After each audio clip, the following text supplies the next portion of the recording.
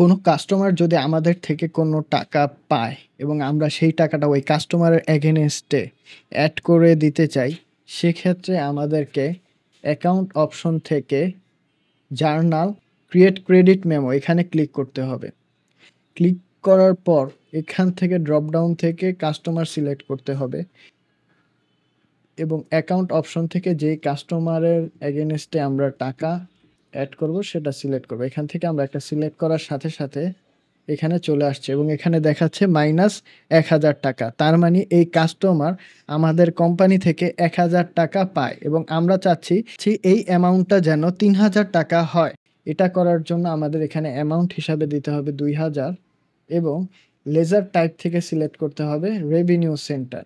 যেহেতু এটা আমাদের সেলসের সাথে রিলেটেড ছিল এবং তার কাছে আমরা প্রোডাক্ট সেল করেছিলাম এবং সেটা রিটার্ন আসছিল। তো আমরা এই ব্যালেন্সটা আপডেট করার জন্য এখান থেকে প্লাসে ক্লিক করব এবং তারপর প্রসেস ক্রেডিট মেমোতে ক্লিক করব।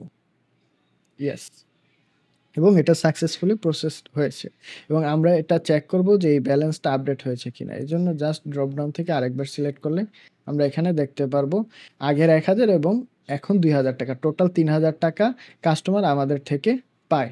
এইভাবেই মূলত আমরা কাস্টমারের এগেইনস্টে ব্যালেন্স অ্যাডজাস্ট করতে পারবো। ধন্যবাদ।